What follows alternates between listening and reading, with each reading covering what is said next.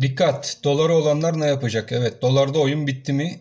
Doları yorumlayıp sizlerle birlikte dolardaki kritik seviyeleri şimdi burada bulmaya çalışacağız. Evet, son zamanlarda Merkez Bankası Başkanı Şahap Kavcıoğlu'nun faizlerle yapmış olduğu açıklamanın ardından dolar TL kuru bir anda 8.27 seviyesinden 8.35'i de kırıp 8.50'li seviyelere kadar yukarı yönlü hareketini devam ettirdi. Bu hareket artık bugünden sonra buradaki oyunun bitmesinin ardından dolar TL kurunda yatırım tavsiyesi olmamak koşuluyla artık geri dönüşleri bir alım fırsatı niteliğinde görmekte fayda var diye ben düşünmekteyim Başkan 35 olarak. Şimdi bizler için dolar TL kurunda oyun alanı hangi bölgeleri içeriyor? Evet sevgili dostlarım, şimdi dolar TL kurunda özellikle şurada bir önemli destek bölgesi 8.38 seviyesinde bulunan önemli bir destek bölgesi.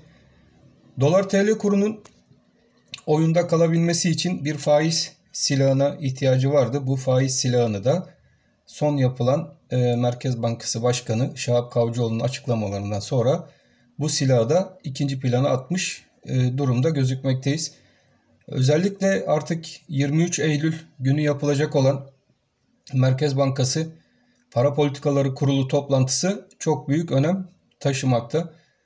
Merkez Bankası Başkanı'nın yapmış olduğu açıklamalardan özellikle çekirdek enflasyon üzerinde durması ve bunun ardından da faizlere atıfta bulunması dolar TL kurunda yukarı yönlü hareketin bir anda hızlanmasına sebebiyet verdi. Peki bu hızlanma neden kaynaklandı?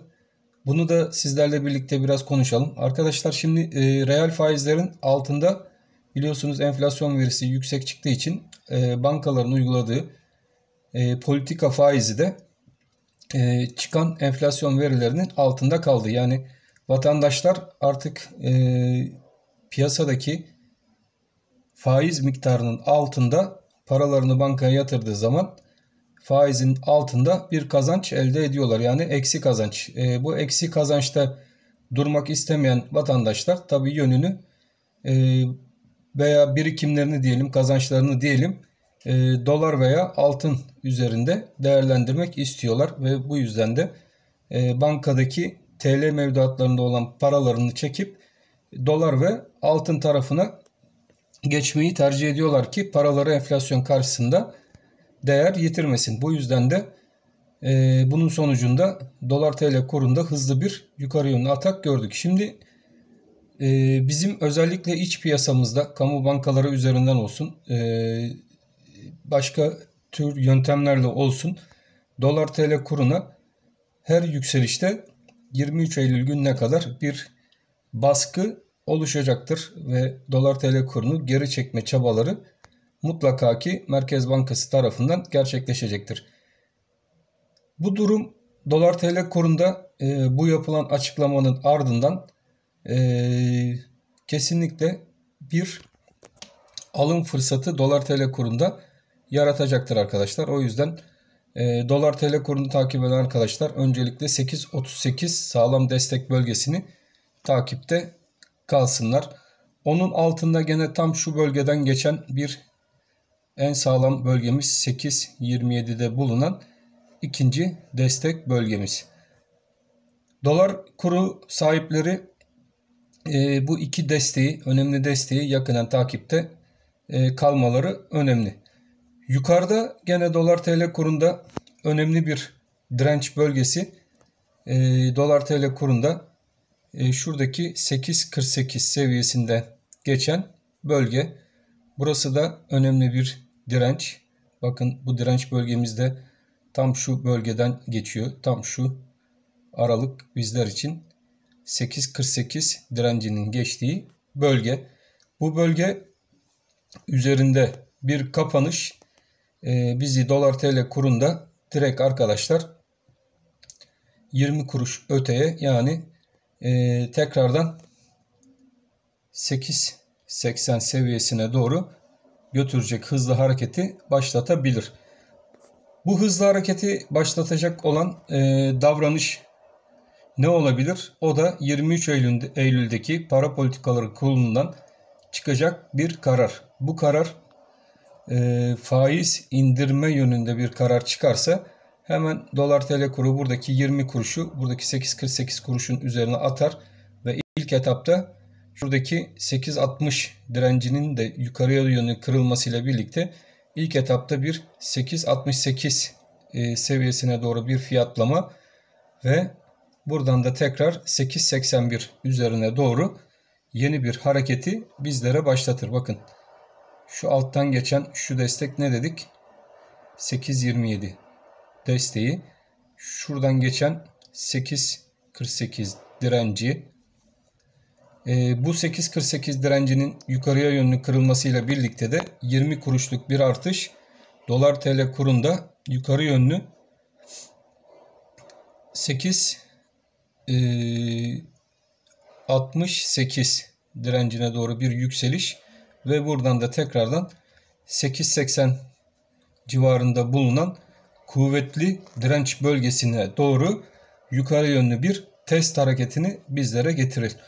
Şimdi piyasadaki yatırımcılar 23 Eylül'de Merkez Bankası'nın ne türde bir karar alacağını bilmedikleri için şu an için piyasada izle gör politikası uyguluyorlardı. Şimdi Merkez Bankası kartını açık oynadığı için bu oyunun içerisinde artık biz enflasyonun altında faiz vereceğiz kelimesini kullanmasının ardından da tabii Merkez Bankası elini açtığı için buradaki müdahaleler sonucu dolar TL kuruna tekrardan aşağı çekme çabaları Merkez Bankası tarafından gösterilmeye çalışılsa da arkadaşlar bence artık bundan sonraki her geri çekilme Merkez Bankası'nı zorlayacak bir hareket ve buradaki hareketin de ben 8.38 seviyesinden tekrardan yukarı yönlü döneceği yönündeki düşüncemi koruyorum ve ilk etapta 8.38 şuradaki 8.50 bandı ve onun üstünde 8.60 8.58 bandına doğru dolar TL kurunda hareketlerin tekrardan ivmeleneceği ve bu aralıkta Merkez Bankası'ndan gelecek haberi bekleyeceği düşüncelerimi korumaktayım. Merkez Bankası'ndan da yaptığı açıklamaya paralel olarak bir karar çıkar ise de arkadaşlar buradaki hareketin yukarı yönlü kırılıp dolar TL kurunda eski zirvesi olan 8.80 seviyesine doğru yukarı yönlü hareketi de başlatacağı düşüncesindeyim. ABD 10 yıllık tahvil faizleri geçen günlerde biraz yukarı yönlü artış gösterse de gene sabaha karşı buradaki tahvillerdeki gevşemeler neticesinde de gene normal seyrine devam etmeye başladı. Dolar endeksi bugün itibariyle baktığımız zaman fazla güçlü değil. Bu da bizim açımızdan TL açısından oldukça iyi bir durum. Fakat 92.20 şu an itibariyle sıkı bir şekilde takip edilmeli. Gene onun arkasında 91.70 seviyesinde bulunan destek dolar endeksi için önemli bir destek seviyesi. Dolar endeksi bu 91.70 seviyesi üzerinde kaldıkça hala tehlikelidir arkadaşlar ve yukarıda 93.20 seviyesinde bulunan kuvvetli direnç aralığına doğru tekrardan hareketlerini göstermek isteyecektir. Özellikle FED yetkililerinin yapmış olduğu varlık alımlarıyla ilgili bu yıl içerisinde bu yıl sonunu beklemeden azaltmalara gidilebileceği yönündeki konuşmalar da gene FED içerisinde kararsızlık yaratacak tutumları başlatmakta.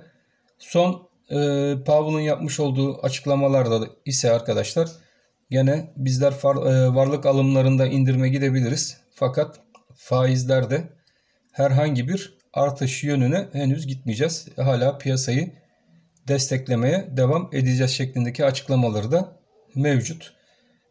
Fakat görünen köyde kılavuz istemiyor. Herhangi bir durumda Fed'in tekrardan bir faiz arttırımına başlayacak olmasının sinyali bence Jackson Hole toplantısında verildi. Bu da dolar endeksinde 91.70 önemli takip edilmeli diye düşünmekteyim. 91.70 ve 93.20 aralıkları. Bu aralık içerisinde dolar endeksinin bir müddet daha yatay seyrine devam edeceği, fakat ilerleyen dönemlerde 93.20 seviyesinin Fed'in de enflasyonist baskıya daha fazla dayanamayıp ilerleyen dönemlerde açıklamalarda bulunup bir ufak da olsa faiz arttırımı yönüne gideceği yönündeki düşüncelerim hala devam etmekte ve bu da 93.20'nin yukarıya yönlü kırılıp ilk etapta 94-95 aralığı ve onun üzerinde de 97 puan aralığına doğru dolar endeksini yukarı yönlü çekeceği yönündeki düşüncelerim hala devam etmekte. Tabi buradaki baskılar gene dolar TL üzerinde bizlerin de yıl sonuna doğru beklentilerimizi güçlendirmekte. Bugün itibariyle 8.27 bant aralığımız 8.60 bant aralığında belli bir müddet daha devam edebilir.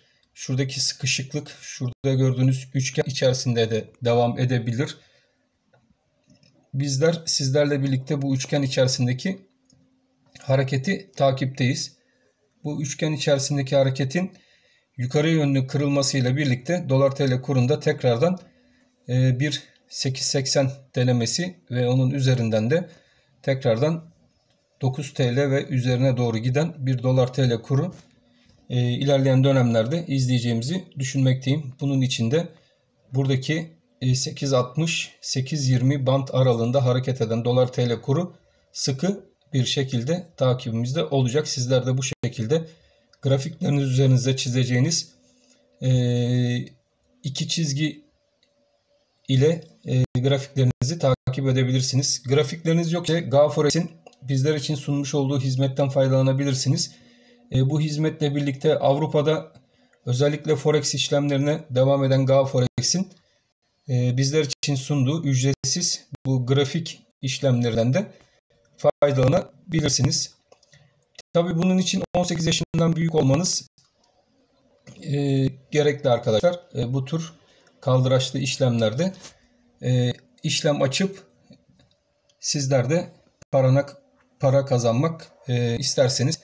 Forex'te unutmayın, her zaman risk büyüktür. Kazanç büyük olabildiği gibi risk de büyük, kazanç da büyüktür. Ona göre herhangi bir teknik analiz eğitiminiz yoksa bu eğitimleri almadan bu Forex işlemlerinize yanaşmamanız önemli rica olunur. Evet sevgili dostlarım, GaForex'in bize yapmış olduğu sponsorluktan dolayı kendisine çok teşekkür ediyoruz.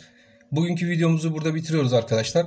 Ben hepinizi çok seviyorum. Hepinize Allah'a emanet olun. Hoşça kalın arkadaşlar.